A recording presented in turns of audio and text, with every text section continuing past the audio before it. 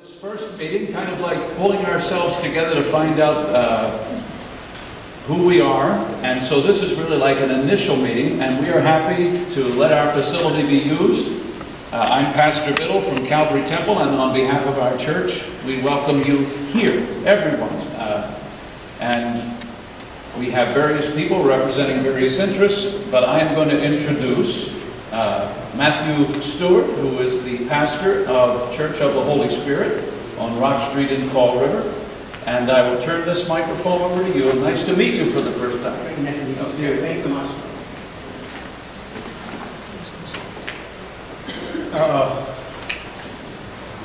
My peanut gallery arrived. I was hoping they wouldn't show up. My name is Matt Stewart, and I am now the spokesperson for Citizens for the Common Good. And what we are is a coalition of folks who disagree on a number of things. Some folks in our coalition think that all gambling of all types is wrong. Some of us think that some forms of gambling is predatory and some is not. And there are even a handful of folks in our coalition who don't oppose gambling per se, but are advocates for the bio-park in Fall River, and so on that grounds oppose having a casino to town. So we're not of completely one mind, and we come from different perspectives. Some of us are faith leaders, some of us are environmentalists, some of us are community activists, but we are a group that is united around the belief that we are here to create a better Fall River, and casinos don't do that.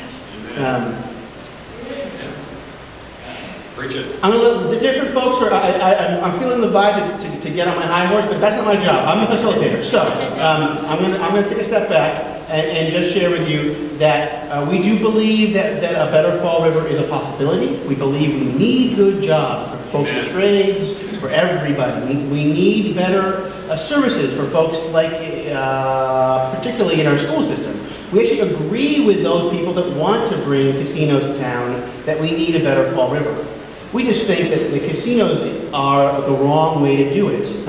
And all of our research and all of our study and all of our looking at other towns that have casinos shows us that it never works. It never does that thing that folks say it will do. Those wonderful jobs, that wonderful revenue, it never comes.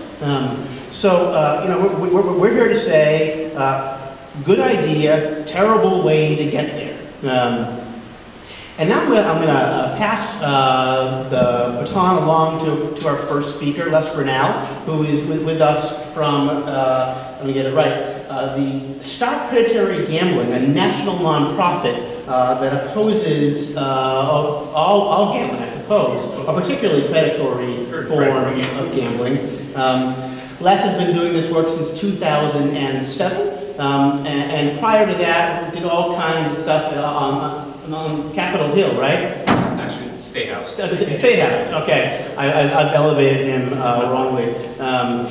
But a speaker who knows about this issue greatly, and so I'm going to step away. But one last piece before he comes forward. My primary job this night is to be the guy who has the hook and pulls folks when they're going too long.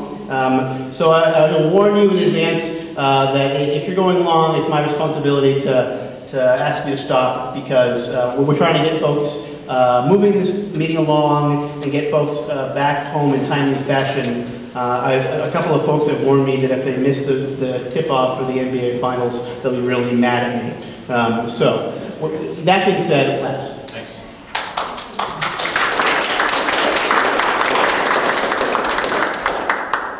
Okay. Well, good evening to you all. And my name is Les Grinnell, and I'm the Executive Director of a national nonprofit called Stop Predatory Gambling, which is an emerging social movement in America to stop the government program of predatory gambling, to stop what's happening in Fall River and other communities across this country. And I'm from Massachusetts. I live in Lawrence. We're a Washington, D.C. based organization. We go all over the country building this movement, and Fall River is going to really be a place, I think when people understand this issue, it's going to be a community that will rise up ultimately and stop this. And so I'm here tonight because I'm a convert to this issue. I was in high school and college, I played sports my whole life. You know, gambling was part of the culture. I never questioned. When I say gambling, you play cards, poker. I used to go to the horse track up near my house where I lived. You know, fortunately I wasn't a problem gambler, but I never thought twice about it. And it was an issue that I learned about. You know, I'd run campaigns, state campaigns and federal campaigns. My background is as a political strategist. And I started working as a chief of staff to a state senator in Massachusetts named Sue Tucker. She represents Lawrence, Andover, Drayton, and Tewksbury. And I lived in her district and was working with her. And she was someone who was a strong opponent of this issue. And I never understood why, but obviously worked for her as a chief of staff. You start learning about it. And the more I learned, you know, the more I kept saying, do people really know how this business works? You know, I mean, do people get this? You know, you see all these stories from other states and cities where they've made all these promises. Like, do people really get how this works? And so the more I learned about it, the more I said, I can't believe we do this. And I got to a point in 2007 where, like, to me, this issue came to symbolize everything that's broken about our economy and our democracy. And so I left in 2007 to join a movement that was already in existence and really kind of give them a little more kind of political strategy and kind of reframe this issue in America. Because this is not a debate about gambling. Okay, let's make that clear. This is not a debate about whether a group of us want to play poker on a Friday night. Okay, or a casual game at the kitchen table. There's not a debate about if you pick UMass Amherst in the March Madness tournament in the office pool, you know, basketball pool. You know, that's not what we're debating. Okay, we're debating using gambling to prey on human weakness for profit, which is predatory gambling. Okay, so what I'm going to talk about right now is the business model for this business, which the media and the narrative that the gambling interests push on this issue. They talk about jobs, and they talk about revenues. They don't ever talk about this business. It's the only one I can think of comes into a state and say you should bring us in because, you know, people, you know, we're going to provide jobs to your citizens. They don't ever rationalize the merits of their business. Let's talk about this business. So this business makes 90% of its money from 10% of the players. Okay, 90% from 10% of the players. That's right from Harris. So the casual visitor to a casino is irrelevant. It's the hardcore player, the out of control, addicted player, the person that gets heavy into debt. That's their business. Okay, that's their business. It's something where it doesn't create wealth. You know, any legitimate economist in America tells you, you gamble, there's no wealth creation. It's a wealth transfer. So this is about milking existing wealth instead of creating new wealth.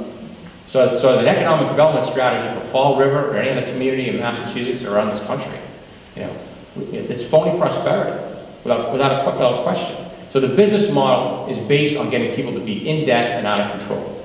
And that's a story that hasn't been written yet. So when you're asking proponents, ask them to explain how their business works. They'll talk about, their property revenues. They'll talk about, they get money from the entertainment shows and the restaurants. I mean, we already have restaurants. Those are some good restaurants in Fall River, right? We already have places to go for entertainment in this region and around the state. So this isn't about bringing in new forms of entertainment and new restaurants. They make their money on the gambling. It's all about people losing money. And this is an issue where this part of the business is something I knew so little about. And frankly, it's something where when people understand it, they're going to really have public hearings across the country on this issue. And that's the backbone of this industry is slot machines. Right?